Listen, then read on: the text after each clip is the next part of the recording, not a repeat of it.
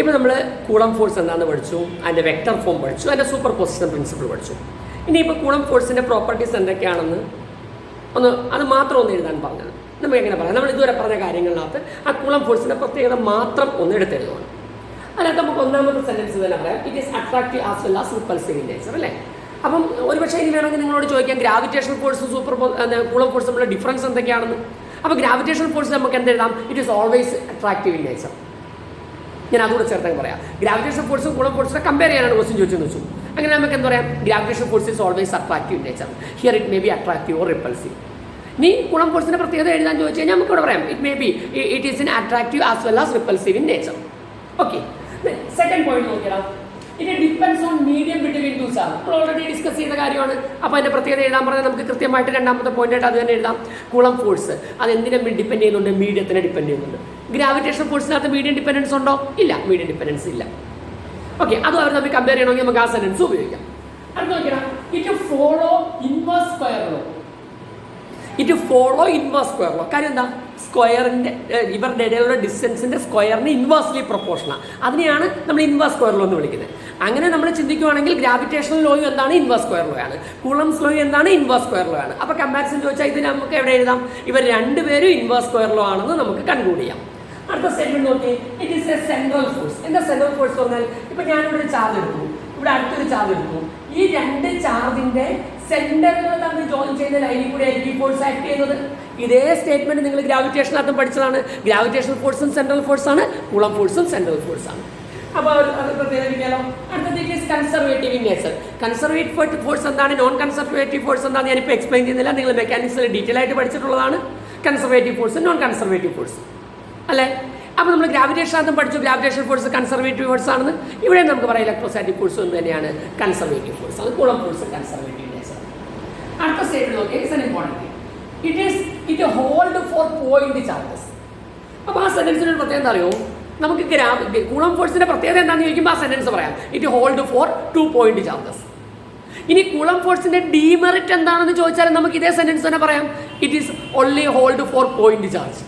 Point ചാർജിനെ മാത്രമേ ഇത് എന്ത് ചെയ്യുന്നുള്ളൂ, സാറ്റിസ്ഫൈ ചെയ്യുന്നുള്ളൂ. ഒരു വലിയൊരു ചാർജ് ഡിസ്ട്രിബ്യൂട്ടഡ് ചാർജ് എടുത്താൽ കൂളംസ് ലോ വാലിഡ് അല്ല. അപ്പോൾ കൂളംസ് ലോയുടെ പ്രത്യേകത എഴുതുമ്പോഴും നമുക്ക് എഴുതാം, it hold four point charge. ഇനി കൂളം ഫോഴ്സിന്റെ ഡീമെറിറ്റ് ചോദിച്ചാലും സെയിം സെന്റൻസ് തന്നെ എഴുതാം, ഇത് പോയിന്റ് ചാർജിന് മാത്രമേ വാലിഡ് ആവുന്നുള്ളൂ. അപ്പോൾ രണ്ട് രീതിയിൽ നമുക്ക് എന്ത് ചെയ്യാം, ഇത് ഉപയോഗിക്കാം. ഇനി അടുത്ത സെന്റൻസ് നോക്കി, അതും ഇതുപോലെ തന്നെയാണ്, നമുക്ക് രണ്ട് രീതിയിൽ ഉപയോഗിക്കാം. It hold over wide range. അപ്പം ഇതിന്റെ പ്രത്യേകത എഴുതാൻ പറയുമ്പോൾ നമ്മൾ എന്ത് എഴുതും, it hold over wide range from atomic distance to few kilometre. Atomic distance എത്രയാണ്, 10⁻⁻15 മീറ്റർ. 10⁻⁻15 മീറ്റർ മുതൽ 10⁻³ മീറ്റർ വരെ. കിലോമീറ്റർ നമ്മൾ അതിന്റെ ഓർഡർ പറയുന്നത് 10⁻³ അല്ലേ. 10⁻⁻15 മുതൽ 10⁻³ വരെ എന്ന് പറയുമ്പം ഒരു വൈഡ് റേഞ്ച് അല്ലേ, വൈഡ് റേഞ്ചിൽ ഇത് ആക്ട് ചെയ്യുന്നുണ്ട്. ഇനി ഇതേ സെന്റൻസ് തന്നെ നിങ്ങൾക്ക് അതിന്റെ ഡീമെറിറ്റ് ആയിട്ടും പറയാം. കാര്യം എന്താ, ഈ ഫ്യൂ കിലോമീറ്ററിന് 10⁻³ അപ്പുറത്തേക്ക് ഇൻവേഴ്സ് സ്ക്വയർ ലോ ഇതുവരെ പ്രൂവ് ചെയ്യാൻ പറ്റിയിട്ടില്ല. അപ്പോൾ അത് അതിൻ്റെ ഒരു ഡീമെറിറ്റ് ആയിട്ട് നമുക്ക് പറയാം.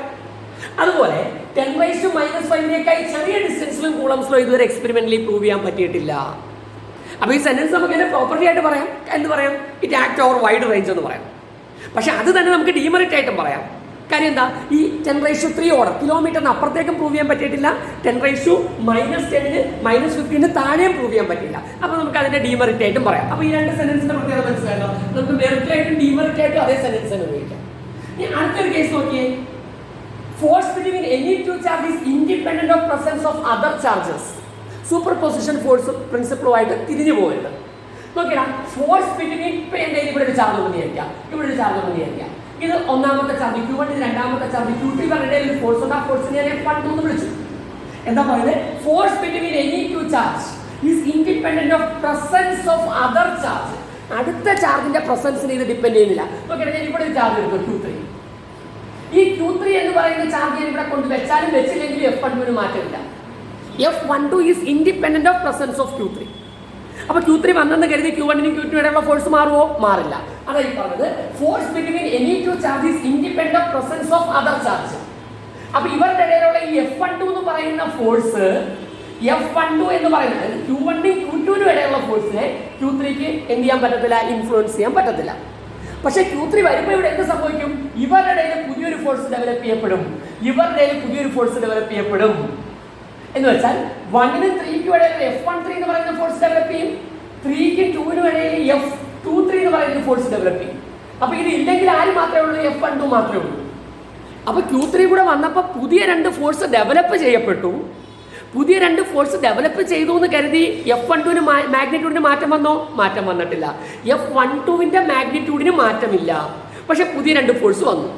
അപ്പൊ നമുക്ക് എന്ത് പറയാം? സൂപ്പർ പൊസിഷൻ പ്രിൻസിപ്പിൾ അനുസരിച്ച് എന്ത് പറയാം? Q1ന്റെ പുറത്തുള്ള നെറ്റ് ഫോഴ്സ് എന്ന് പറയുന്നത് ഇപ്പൊ എന്തായി?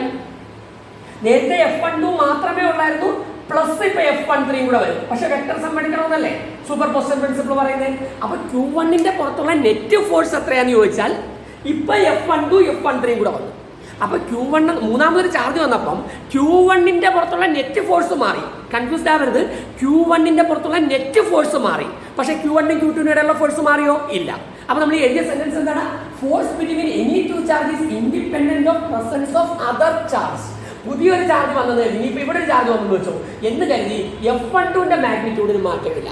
പുതിയ ചാർജ് വരുന്നതിനനുസരിച്ച് ഓരോ ചാർജിലും ഉണ്ടാകുന്ന നെറ്റ് ഫോഴ്സ് മാറും, പക്ഷെ ആ 2 ചാർജിനിടയിലുള്ള ഫോഴ്സ് മാറില്ല. അപ്പൊ ഇത്രയും പ്രത്യേകത മനസ്സിലായല്ലോ. അപ്പൊ ഇവിടെ നമ്മൾ ഇത്രയും കാര്യങ്ങൾ പറഞ്ഞ സ്ഥിതിക്ക് നമുക്ക് ഒരു കാര്യം കൂടെ ഡിസ്കസ് ചെയ്യണം. കൂളംസ് ലോ ഡിമെറിറ്റ് എന്താ പറഞ്ഞത്? പോയിന്റ് ചാർജിന് മാത്രമേ ഹോൾഡ് ചെയ്യത്തുള്ളൂ എന്ന് പറഞ്ഞു. എന്തുകൊണ്ടാണ് പോയിന്റ് ചാർജിന് മാത്രം ഹോൾഡ് ചെയ്യപ്പെടുന്നത്? നമുക്ക് അതുകൂടെ ഒന്ന് ഡിസ്കസ് ചെയ്യണം. ഓക്കെ.